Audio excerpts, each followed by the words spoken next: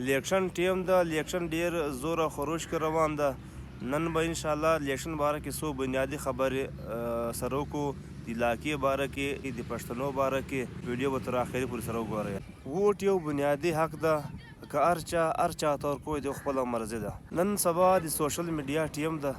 السلام علیکم عزیزانو، سهال د ښه یاستئ، جوړ یاستئ، په خیر یاستئ، طبیعتونه ښه دي. امید لرم تاسې به ټول جوړ را روغ یاستئ.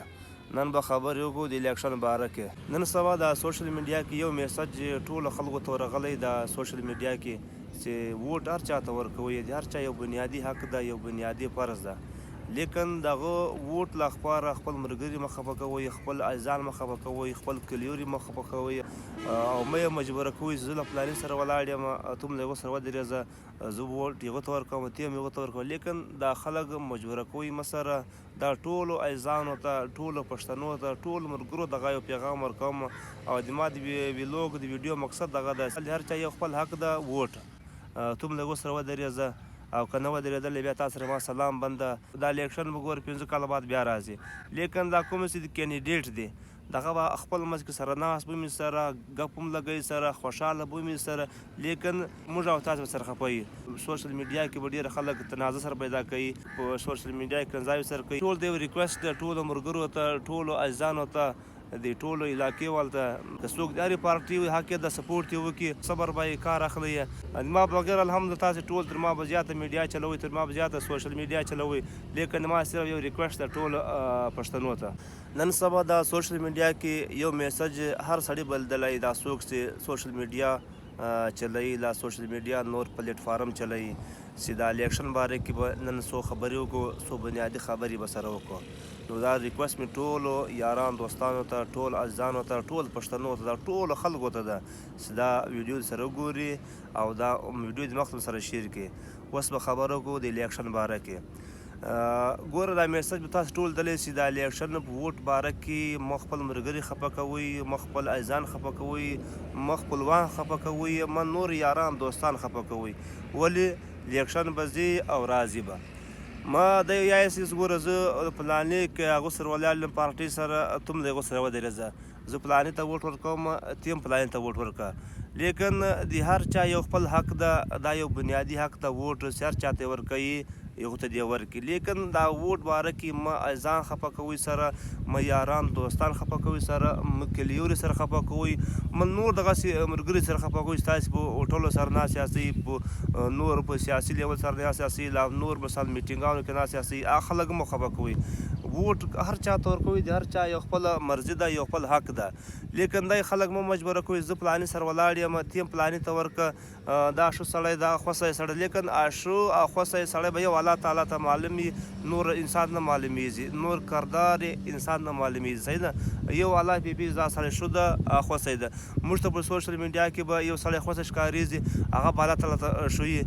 موږ ته به یو سړی په سوشل میډیا کې ښه ښکارېږي، هغه به الله تعالی ته خوستی ښکارېږي. لیکن ما یو ټول ته عزیزانو ته، ټولو پښتنو ته، ټولو ملګرو ته ریکویسټ ده چې د ووټ باره کې مه عزیزان خفه کوئ، مه ملګري خفه کوئ، مه کلیوري خفه کوئ، مه نور خلک خفه کوئ. هېڅ فایده نشته. ګوره دا کینډیډیټ چې دی د الیکشن امیدواران چې دي دا بیا خپل مشر سره ناست به مې سره، غږیږي به مې سره، ګپ شپ به مې سره.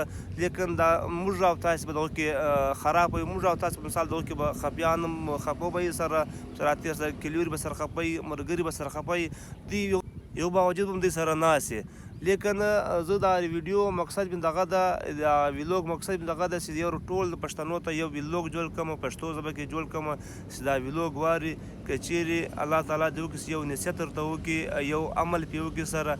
لیکن دا فضول کار ده. ګوره سوشل میډیا کې یو د یو سړي پوسټ چالو کوي، بل د بل سړي پوسټ چالو کوي. ما دا ویلوګ مقصد دغه ده چې موږ او تاسې دغه ویلوګ باندې لږ عمل ترې واخلو، لږ مثال دغه باندې سوچ وکړو. ډېر خلک دي، څوک د چا پوسټ چالو کوي، څوک د چا پوسټ چالو کوي، څوک د یو خلاف خبرې کوي، څوک د بل خلاف خبرې کوي.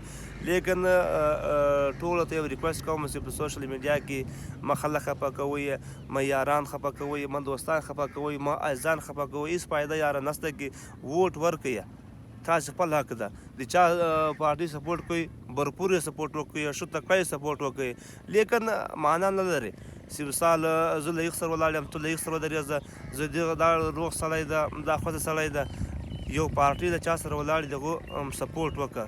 لیکن په سوشل میډیا کې ما خلک خفه کوه، ما نور خلک خفه کوه، ما ځان پرې خفه کوه، هېڅ فایده نشته کې. نو دغه ما ویلوګ مقصد دغه ده چې ما د علاقې خلک، علاقې امیدواران دي، د دغه علاقې ملګري دي، عزیزان دي، پښتانه دا ویلوګ سره واوري او دا ویډیو مخکې سره شیر کړي چې نور عزیزان یې هم واوري، نور خلک یې هم واوري سره.